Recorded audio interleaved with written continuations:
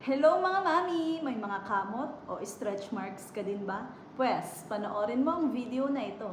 I am Midwife Joanna at your service. Alamin muna natin ang mga dahilan kung bakit tayo nagkakaroon ng kamot o stretch marks. Una, puberty. Ang pagkakaroon ng stretch marks sa puberty age ay normal na nangyayari, lalo na sa parte ng hita, balakang at dibdib. Pangalawa, body weight gain at body weight loss. Ang biglang pagtaba at pagpayat ay dahilan rin ng pagkakaroon ng stretch marks. Pangatlo, steroids. Ang pag-take at pag-inom ng steroids o corticosteroids ay maaari ring magresulta ng stretch marks. At pang-apat, pagbubuntis. Dahil ito sa hormonal changes at biglang paglaki at pag-unat ng balat, lalo na sa mga parteng tiyan, dibdib at balakang. Kaya pinapakilala ko sa inyo ang produkto ng Moringa. Ito ang Moringa Herbal Oil for Hair, Scalp, and Skin na makakatulong sa ating mga stretch marks sa pamamagitan ng pag-hydrate at pagpapabuti ng elasticity ng ating balat.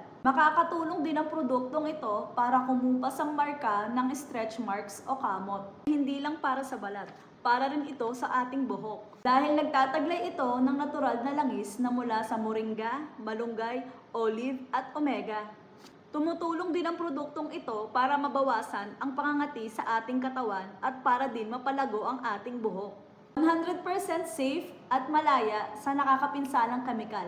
Mabibili mo ang produkto ng Moringa sa Watson, Department Store, SM, Mercury, Pure Gold at marami pang iba.